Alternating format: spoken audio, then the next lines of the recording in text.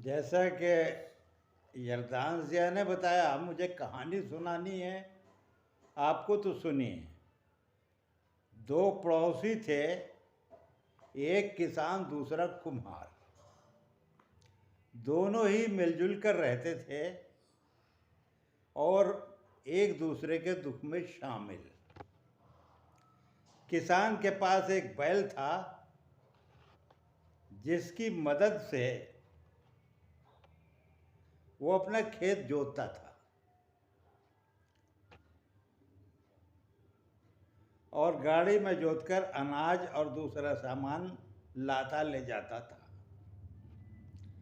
कुम्हार का गधा भी बड़े काम का था। वो इस पर लाद कर मिट्टी के बर्तन बाजार ले जाया करता था बेचने के लिए। जो बर्तन बनाता था उन्हें बेचता भी तो था भाई।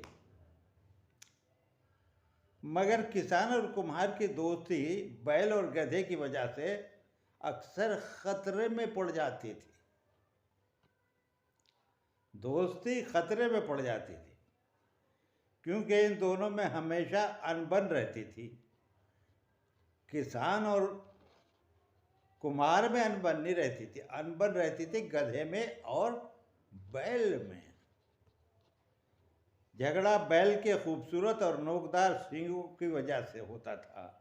गधे को इस बात की जलन थी कि उसके सर पर बैल जैसे खूबसूरत सींग नहीं थे। वो बात बात में बैल से उलझने की कोशिश करता था। गधा कोशिश करता था क्योंकि उसके सर पे सींग नहीं थे। क्यों रे बैल, तू अपने सींगों पर बड़ा इतराता है? गधा कहता था। बैल कहता, नहीं भाई, बिल्कुल नहीं। अगर परिंदे अपने परों पर या हाथी अपनी ताकतवर सूंड पर गुरूर करने लगे तो ये तो बुरी बात है।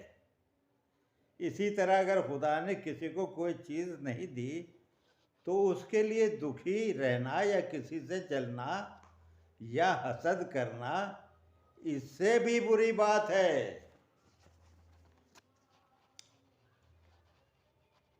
ऐसी बातें सुनकर गधा और भी खफा हो जाता था।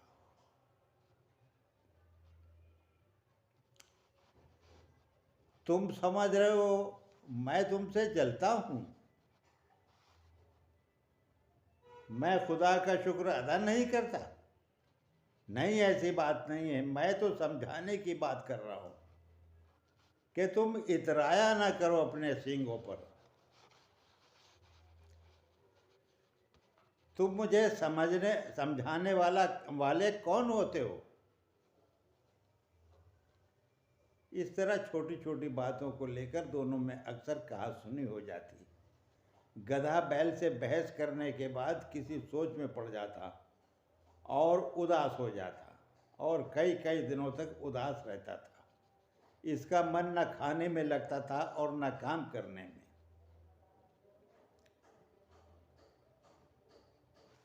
इसका मन न खाने में लगता था न काम करने में।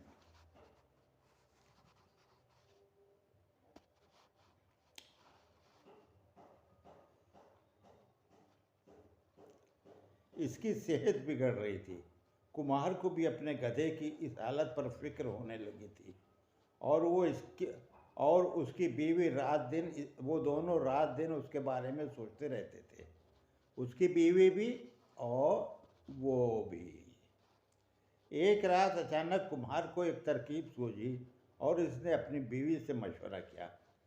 अरे भगवान, इस तरह तो हमारा गधा कहीं का नहीं रहेगा। मैं सोच रहा हूँ इसके सर पर मिट्टी के खूबसूरत सींग बनाकर लगा दूँ और हम सब कह देंगे कि रातों रात हमारे गधे के सींग निकल आए।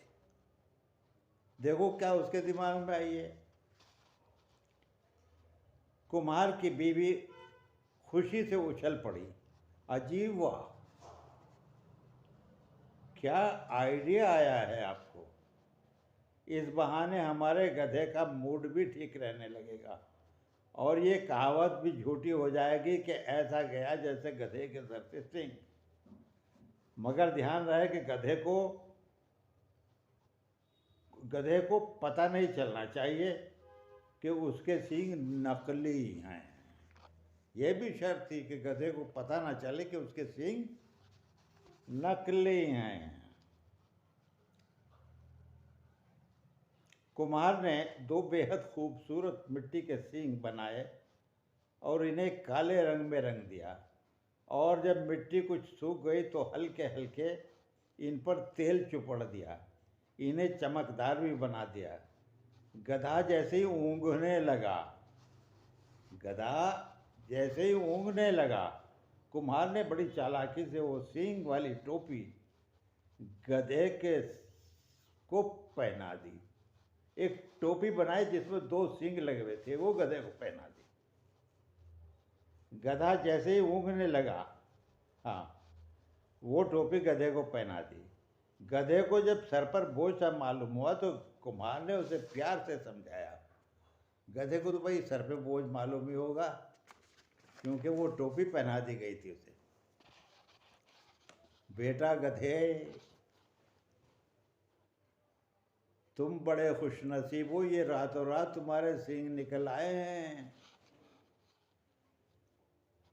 अब तुम आम गधे नहीं बल्कि स्पेशल गधे हो, स्पेशल गधे हो गए हो। मगर अभी सींग नए और कच्चे हैं, अभी संभल कर रहना, कहीं टूट कर गिर ना जाएं। और ये खबर जंगल की आग की तरह सब तरफ फैल गई। इंसानों के साथ साथ दूर दूर से तरह तरह के जानवर इस स्पेशल गधे को देखने आने लगे। कुछ आपस में कानाफूसी करने लगे, कुछ मुस्कुरा कर रह जाते। गधे को किसी की परवाह नहीं थी, वो अब काफी संजीदा रहने लगा था और उछल कूद कर चलने के बजाय संभल संभल कर नजाकत से चलने लगा था। थकन उतारने के लिए उसने सींगों को टूट जाने के डर से जमीन पर लोट लगाने भी बंद कर दी थी, और तो और वो अब ढेंचू ढेंचू भी नहीं करता था, मगर औरों का सोचना और मुस्कुराना भी जारी था। बैल की समझ में कुछ नहीं आ रहा था कि आखिर माजरा क्या है। बैल की समझ में कुछ नहीं आ रहा था कि आखिर माजरा क्या है ना। इसे कुछ अच्छा सा भी नहीं लग रहा था कि गधा इतरा इतरा कर चलने लगा है और खुद को बैल से बढ़कर और अच्छा मानने लगा है। इसे सींगों की असलियत जानने की बेताबी थी। एक दिन वो गधे से बोला, भाई तुमने जमीन पर लोट लगाने भी छोड़ दी है। तुम्हें तो नहाए हुए भी काफी दिन हो गए, तुम्हारे जिस्म से बदबू आने लगी है। बैल अपना ये शक दूर करना चाहता था कि कहीं कुम्हार ने मिट्टी के सींग तो नहीं पहना दिए। गधे को भी ख्याल आया कि जब मैं इतना खूबसूरत हो गया हूँ तो वाकई नहाना धोना और सफाई रखना तो और भी ज़रूरी है। इसने बैल का ये मशवरा कबूल कर लिया कि तालाब पर चलकर नहाया जाए।